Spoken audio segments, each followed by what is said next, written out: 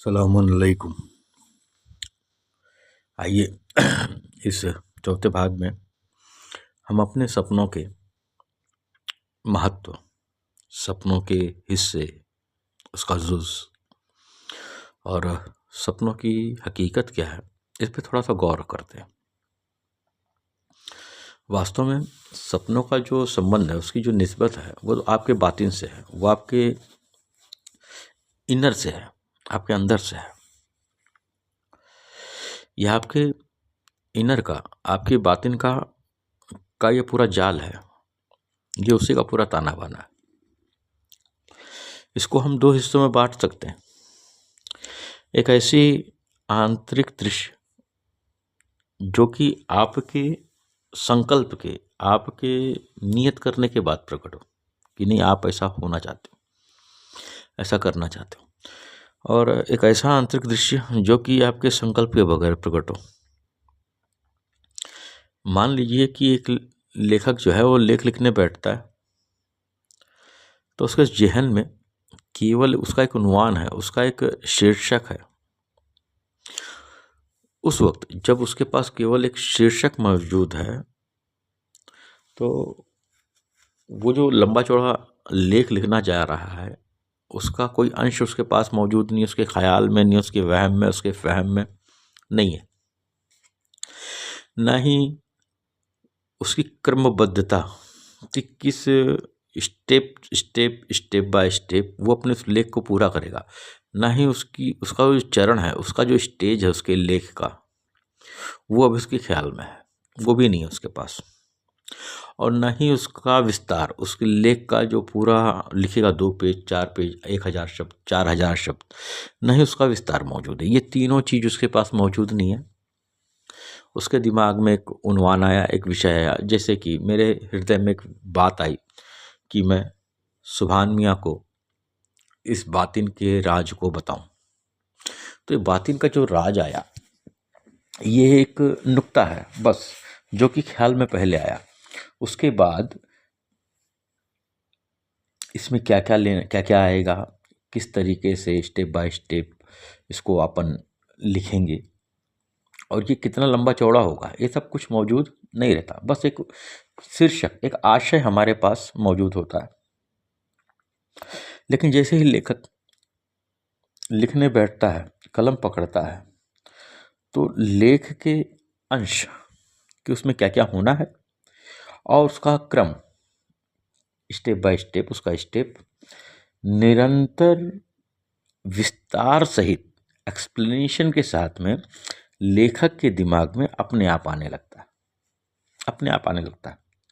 इससे ये मालूम होता है कि लेख का सब्जेक्ट, यानी कि उसका नाम, उसका आशय पहले से ही लेखक के अंदर मौजूद था।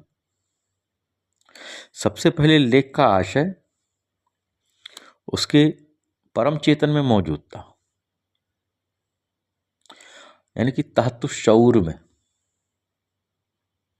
अभी हम पीछे पढ़ के आए तहत शऊर ना, वो पहले से वहां पर मौजूद था, जहां पर जो कि इल्म इलाहिया की जगह है। वहीं से यह आशय अवचेतन में, यानी कि लाशऊरी में आया, यानी जेहन में आ गया वो। अब जब जेहन में वो आ गया, तो उस जेहन में से उसने हुर्फों का लिबास पहन लिया, शब्दों और वाक्यों का लिबास यानी कि कपड़ा पहन लिया और कागज पे चले आया। यह लेख जो है वो नाम की सूरत में या संदर्भ की सूरत में या आशय की सूरत में जहां मौजूद था, उसको परम चेतन, तहत शऊर या आलम साबिता कहा गया। ये 3 चीज याद रखना। आलम साबिता भी वही चीज है, तहत शऊर उर्दू शब्द है, परम चेतना, सुपर कॉन्शियसनेस, परम चेतना। फिर यह आशय वहां से होकर के कहां पर आया, अवचेतन में आया। अवचेतन को उर्दू में कहते हैं अय्यान। आइन, आइन से अय्यान, जो कि देखा जा सके, अय्यान। आप अपने विचारों को देखते हो ना, अय्यान। इसे अवचेतन भी कह लो, इसे लाशऊर भी कह लो, इसे अज्ञान, आलम अज्ञान भी कह सकते हो। यह आशय जो पहले एक बीज रूप में मौजूद था, अब जब अवचेतन में आता है तो हमको दिखाई देने पड़ता है, और जब हमको ये दिखाई देने पड़ता है तो उसका खाका उसके इर्द गिर्द ऑलरेडी लाशऊर में जो भी स्मृतियां आपके पास हैं उसका खाका ऑटोमेटिकली तैयार कर देती है। अब ये दिखाई पड़ने लगता है। अंततः यही आशय जो अवचेतन में दिखाई पड़ा, समझ में आया, वह वाक्य की आकृति धारण कर लेता है और इसे प्रत्यक्ष होना कहते हैं, जाविया। ये प्रत्यक्ष होना कहते हैं। सामान्यतः लोग आशय के इस स्थानांतरण को ख्याल आना कहते हैं। ख्याल में आना कि मेरे ख्याल में आया ये। हमने यहाँ पर मनुष्य के बातिन की, उसकी इनर साइट की 3 स्थितियों के बारे में जाना, और ये नुक्ता बहुत ही ज़्यादा महत्वपूर्ण है तमाम उन लोगों के लिए जो वास्तव में हक को जानना चाहते हैं, जो सत्य को जानना चाहते हैं। सारी बातें पूरी इसी 3 स्टेजेस के इर्द गिर्द घूमती रहेंगी।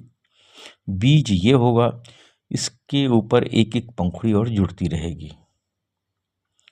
जैसे जैसे हम और विस्तार में उतरेंगे, इसके ऊपर एक एक नुक्ते, इन्हीं 3 मुद्दों के ऊपर एक एक नुक्ते लगने लगेंगे। वास्तव में जो 3 चीजें हैं, ये हमारे रूह की 3 खासियतें हैं। वैसे रूह की, आत्मा की एक ही खासियत है, वो है उसका एहसास होना, उसका जागतापन होना, उसकी चेतना। लेकिन जिस तरीके से स्टेप बाय स्टेप हम चल रहे हैं, ये सारे मुद्दे जब तुम इन विचारों से दो चार हो जाओगे तो सारी चीज़ें बड़ी आसान सी हो जाएंगी। हाँ, अगर कोई प्रश्न आ रहा है तो आप उसको कोने में लिख लो, ताकि जब उसका उत्तर फिर कभी मेरे अगले उसमें मिले, जो कि मैं कोशिश करूँगा, क्योंकि बहुत सारी ऐसी गैपिंग्स हैं जिनको भरना बहुत ज़रूरी है। इस वक्त भरूँगा तो सारा मामला कन्फ्यूज हो जाएगा। तो रूह में ये 3 चरण हैं, एक तो साधारण चेतना, दूसरा आत्मिक चेतना, और तीसरा ब्रह्मांडीय चेतना। या मैं कह लूँ कि समझ और अकल यानी कि शऊर, या उसके बाद लाशऊर यानी कि अवचेतन, या फिर मैं कह लूँ कि ताहतुश शऊर यानी कि परम चेतन। इसको आलम के हिसाब में देखें तो आलम जाविया, जहाँ पर सारी चीज़ें प्रत्यक्ष हैं, आलम अय्यान, जहाँ पर चीज़ें प्रत्यक्ष नहीं हैं लेकिन हमको दिखाई पड़ती हैं, उनके खादोखाल से, उनकी बनावट से, वो एक तस्वीर की शक्ल सूरत में हमारे सामने आती हैं। और एक है आलम साबिता, जहाँ पर ये सारी चीज़ें बीज रूप में मौजूद हैं, जिसको हम इल्म इलाहिया भी कहते हैं। क्योंकि अब यहाँ से थोड़ा सा ये टिपिकल जाएगा, हम लौह महफूज पे बात करेंगे कि वास्तव में लौह महफूज क्या है। तो इसके बाद इंट्रोडक्शन हो गया 3 क्षमताओं का। इसके बाद हम उन सलाहियत को जानेंगे जिन सलाहियत के बेस पर आदमी ख्वाब को देखता है, उसमें टेस्ट करता है, उसमें चलता है फिरता है। आप सब के लिए बहुत सारी दुआएं, और ऐसे ही बने रहिए। मैंने कोशिश की है कि आपके बातिन को उस ढंग से समझा पाऊँ जैसा कि मेरे बड़ों से, मेरे बुजुर्गों से इस गुनहगार के अक्ल और समझ में आया। दुआओं का मुंतज़िर। आप सब खुश रहें, आबाद रहें। मौला हम सबको इस राज को समझने की तौफीक अता फरमाए।